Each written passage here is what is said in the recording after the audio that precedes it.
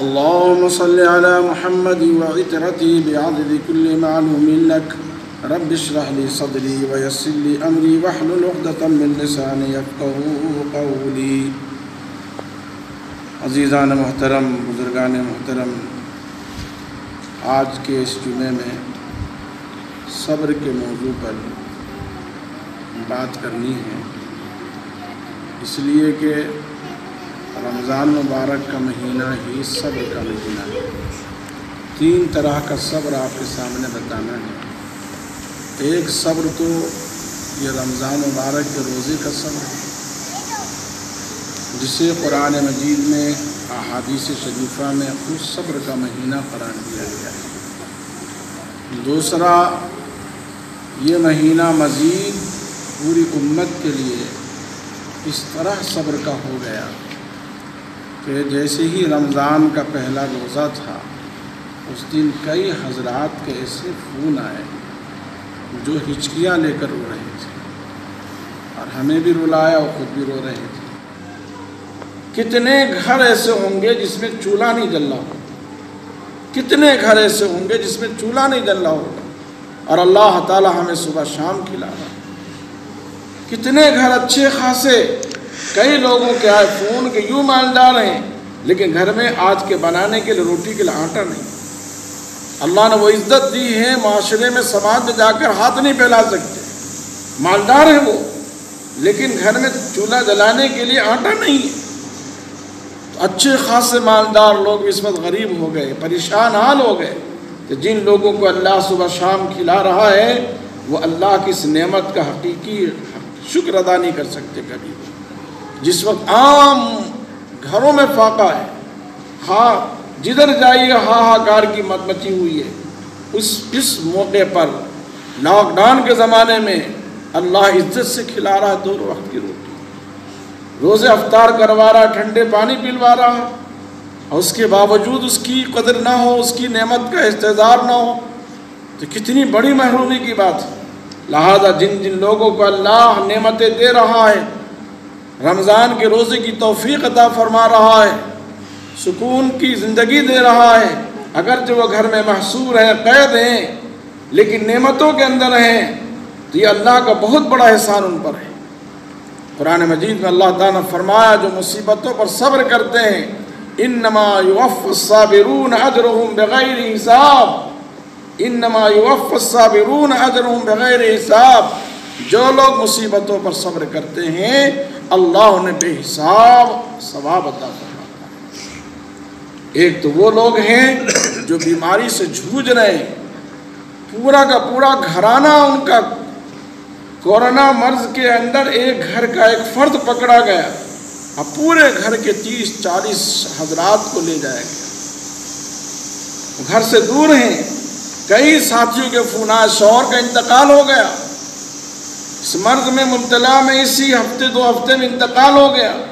عورت کو عدت گزارنی تھی گھر کے اندر، لیکن بیچاری اس بیوہ کو بھی اس شوہر کے اس مرض کی شناخت ہونے پر کہ اس کو کورونا تھا، پورے اس کی بلڈنگ کے 40 آدمی کو، اس بیوہ کے ساتھ اس کے بچوں کو، یتیم کو، بچی کو، بہو کو، سب کو ہسپتال میں لے جایا گیا. کیا عدت، کیا غم، کیا ماتم، یعنی ماتم پر ماتم، غم پہ غم. ایک تو شوہر کی جدائیگی کا غم، باپ کی جدائیگی کا غم، بھائی کی جدائیگی کا غم، لیکن اس کے بعد گھر سے دور، ہسپتال کے اندر سب گزر رہے ہیں. اب 14 دن کے بجائے 28 دن کر دیا گیا. اگرچہ ہسپتال میں ہر طرح کی سہولت ہے، کھانے پینے کا انتظام ہے، ڈاکٹروں کی بڑی محنتیں ہیں، وقت پر دوائیں ہیں، علاج معالجہ بہتر ہے، لیکن اس آدمی سے پوچھو جس کا شوہر گزرا ہو، اس آدمی سے پوچھو جس کا باپ گزرا ہو، اس چھوٹی معصوم بچی سے پوچھو جس کا باپ گزر گیا ہو، وہ کیسے اپنے آنسو کو تھامے گی. اور پھر وہ مریض جو بستر پر لیٹے ہوئے کرا رہے ہیں، جو علاج کے دوران ہیں، اللہ ان سب کو بہتر اجر دے گا. یہ قرآن کی آیت ان سب کے لیے ہے. انما یوفی الصابرون، بے شک وہ لوگ جو مصیبتوں پر صبر کرتے ہیں، اجرہم بغیر حساب، اللہ کے ان کو لیے بہت بڑا بے حساب اجر ہے. ایک حدیث شریف ابھی گزری، حضرت پیر ذوالفقار صاحب دامت برکاتہ عالیہ کے خطبات میں یہ حدیث انہوں نے ذکر فرمایا اپنے خطبے میں، جب کوئی بیمار اپنے بستر پر کراہتا ہے، آہ اوہ کرتا ہے، تو جتنی مرتبہ کراہے گا، ہر کراہنے پر اللہ اس کے نام اعمال میں فرشتوں سے کہتے ہیں ہر ہوں پر، ہر آہ پر سبحان اللہ کا ثواب لکھو۔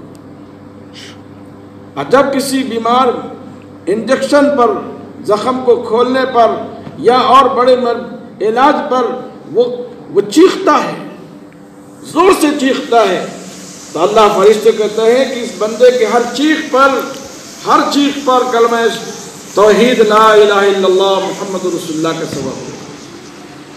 بستر پر جب تک مریض رہتا ہے اپنے بستر پر، وہ بستر پر لیٹے ہوئے تہجد پڑھنے کا ثواب پاتا ہے، وہ اپنے بستر پر لیٹے ہوئے تہجد پڑھنے کا ثواب پاتا ہے۔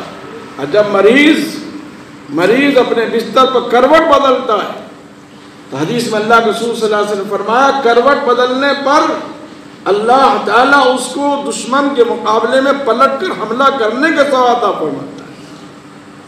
حدیث میں آتا ہے اللہ کے رسول صلی اللہ علیہ وسلم نے فرمایا قیامت کے دن جب عام لوگوں کا حساب ہو رہا ہوگا تو فرشتوں کے ذریعے اعلان ہوگا، وہ لوگ اپنا اجر اللہ تعالیٰ سے لے لیں جو جن کا حق اللہ پر نکلتا ہے، جن لوگوں کا حق اللہ پر نکلتا ہے آج اپنا حق اللہ سے مانگ لیں۔ تو میدان حشر میں لوگ کہیں گے اللہ پر حق کس کا نکلتا ہے؟ بندوں کا حق بندے پہ نکلے گا، اللہ کا حق کس کے بندے کا نکلے گا؟ فرشتوں سے پوچھیں گے تو فرشتے کہیں گے اللہ پر ان بندوں کا حق ہے جس نے مصیبت میں صبر کیا، رنج میں صبر کیا، بیماری میں صبر کیا، حالات پر صبر کیا اور علاج و معالجے میں صبر کیا۔ ان لوگوں کو جو صبر ان حالات پر صبر کرنے والے تھے آج ان کا حق اللہ تعالیٰ پر۔ تو غم اور مصیبت پر صبر کرنے والوں کا بڑا درجہ ہے۔ قرآن کی اس آیت میں اللہ نے اس کی طرف اشارہ کیا۔ پھر حدیث شریف میں آتا ہے اللہ تعالیٰ ان لوگوں کو اپنے پاس بلائیں گے اور اپنے شایان شان ان لوگوں کو جو مرض پر، مصیبت پر، حالات پر صبر کرتے ہیں، اللہ اپنے شایان شان ان کو انعام عطا فرمائے۔ اور سب سے بڑا انعام یہ ہوگا اللہ ان کی بخشش فرمائے۔ لہذا مرض کو بڑا سمجھنا ہے، مریض کو بڑا نہیں سمجھنا ہے۔ مرض سے لڑنا ہے، مریض سے نہیں لڑنا ہے۔ مرض کا علاج کرانا ہے، مرض کو دور کرانا ہے، مریض کی خدمت کرنا ہے، مریض کی تیمارداری کرنی ہے، مریض کے پاس بیٹھ کر اس کو تسلی دینی ہے۔ حدیث شریف آتا ہے جب بیمار کو دیکھنے جاؤ تو اس کی پیشانی پر ہاتھ رکھ کر دعا پڑھو اور اس سے اپنے لیے دعا کی درخواست کرو، مریض خود اللہ سے قریب ہوتا ہے۔ حدیث میں آتا ہے 3 لوگوں کی دعائیں رد نہیں ہوتی، ایک مریض کی، ایک مظلوم کی اور تیسرے مسافر کی۔ تو جو لوگ مریض ہیں، کسی نہ کسی حال مرض مبتلا ہیں، وہ خود اللہ کی رحمت سے بہت قریب ہیں۔ وہ اپنی بیماری کا علاج کرائیں، اور بیمار جو لوگ ہیں ان کی رشتہ دار وہ اپنے بیمار کی خدمت کریں، اپنے بیمار سے نفرت نہ کریں۔ مرض کو بڑا سمجھنا ہے، مریض کو بڑا نہیں سمجھنا ہے۔ مرض کو دور کرنے کی کوشش کرنی ہے، مریض کو دور کرنے کی کوشش نہیں کرنی ہے۔